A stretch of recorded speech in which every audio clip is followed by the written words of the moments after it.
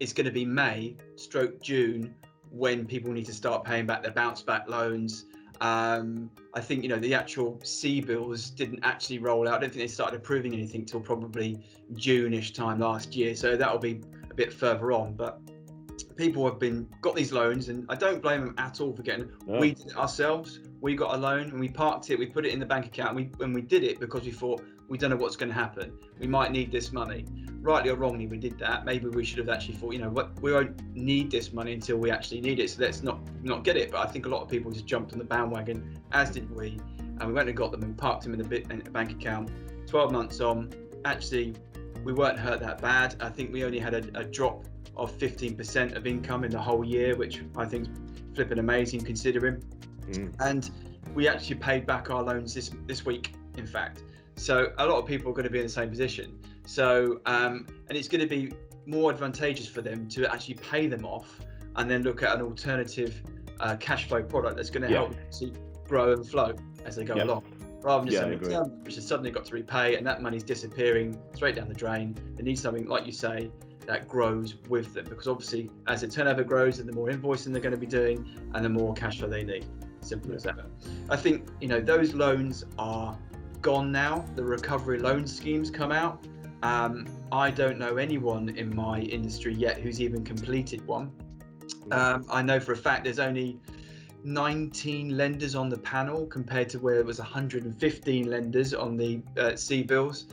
I'm sure we'll see more lenders come out on that. I'm sure we'll see what happens of it. But it doesn't have the 12-month interest-free period. It doesn't have that low interest rate. In fact, all it has is an 80% backing from the government, which is still good from the lender's point of view. They think, well, great, actually, you know what? I'd rather have the government's guarantee than maybe your guarantee, because it's going to be stronger than you. No offence, Mr. Customer or Mrs. Customer.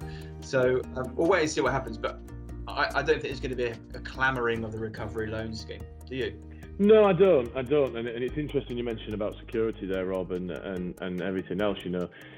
I think the other thing that sometimes put customers off is due diligence. Lenders like to do the due diligence, and we like to know we're going to get repaid, which is always a bonus.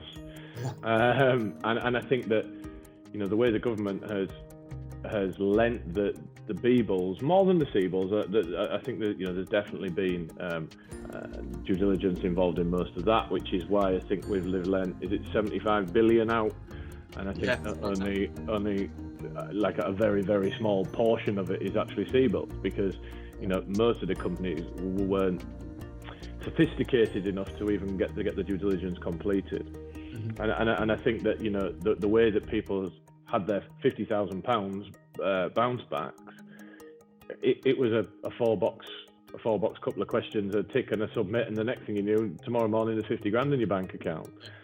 It sends the wrong message out to people who want to borrow money, and it gives them so I think getting back into that and getting people used to, right, I need to see 3 months bank statements, I need to see your last accounts, and really, well, why do you want to see that? Well, because that's what lending is.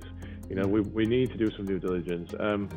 But you move on to the restarts. I mean, I think that's basically the old EFGs.